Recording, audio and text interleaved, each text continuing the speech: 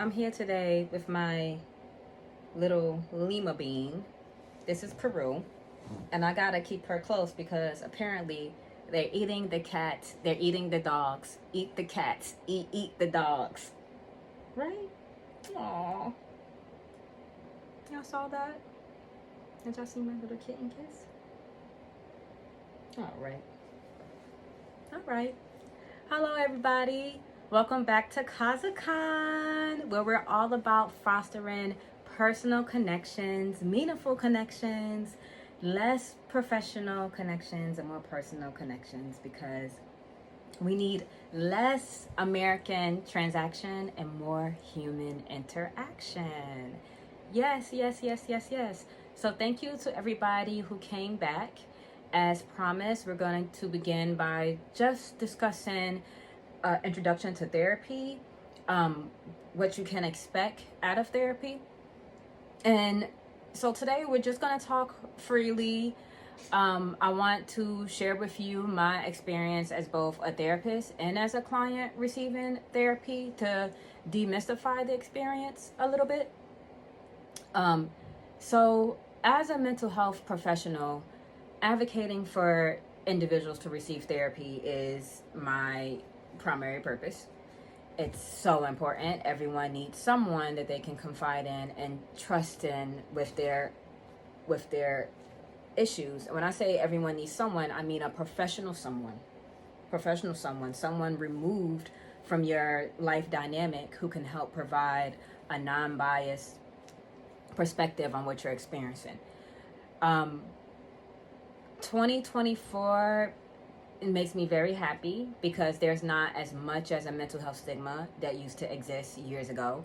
The world has gotten so much better when it comes to mental health and accepting mental health, accepting mental illness. So I'm very happy for that. However, we still have a long way to go, especially in African American and Hispanic communities. Studies have found that African Americans are twice as likely to commit suicide than their peers.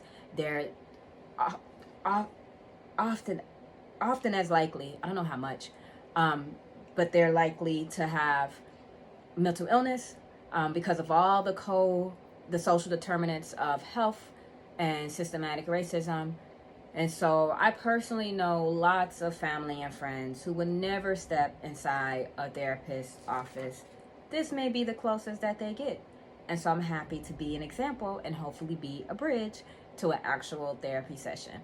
As a disclosure, I cannot promise to provide global therapy to everybody. So none of this is therapy session. This is just to expose and to explain and to familiarize the concept of therapy to individuals who don't otherwise know it. So the most important thing that I always like to tell people about finding a therapist or beginning their process of soliciting a therapist is that the relationship between the therapist and you is equal. You equally need each other. The therapist is providing a service and you are providing a payment for that service? Yeah, a payment for that service. Other than your partner, your therapist will arguably be one of the most intimate people in your life. And so you want to feel super duper comfortable with whoever you choose. It should almost be like a very intimate relationship. And the same way you wouldn't just marry the first person that you meet, you're also not going to just choose the very first therapist that you meet. Expect to date at least 3 different therapists, right? Have 3 different things lined up, and then have an idea of what your goals are.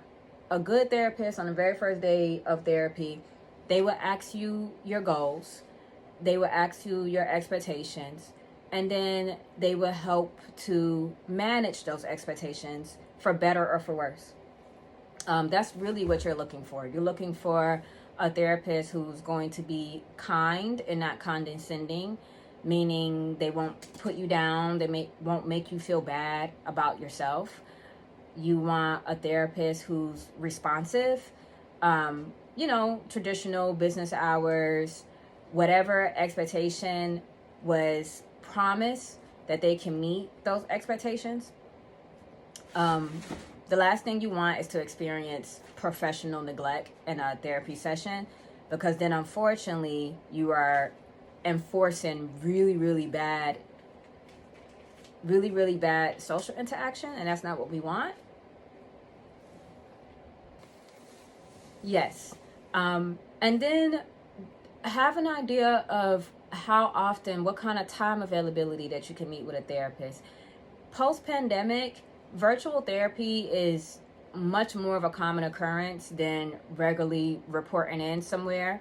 But decide how you feel about that. Is your home environment, or the place that you're going to be conducting therapy and dwelling into the deepest parts of your existence, is it conducive for therapy? Only you can decide that. If you have to sneak and hide from your abuser in the next room, maybe the home isn't the best place to do therapy. Perhaps you really want to be present and you want to experience nonverbal body language and just being, face to face with someone. That's really important to you. Have that understood. Have the frequency. Make your preferences known.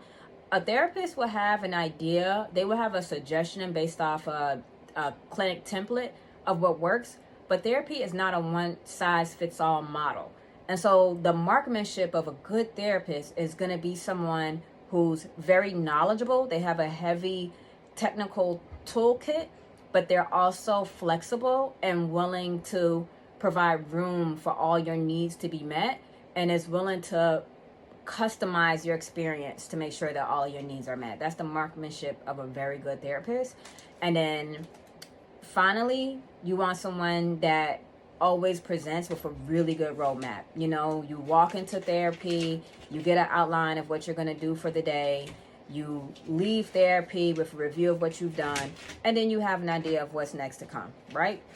But still taking into consideration that the therapy session in real time is going to ebb and flow based off what your needs are from session to session. All right, so I hope that introduction was really, really good, and it's more to come.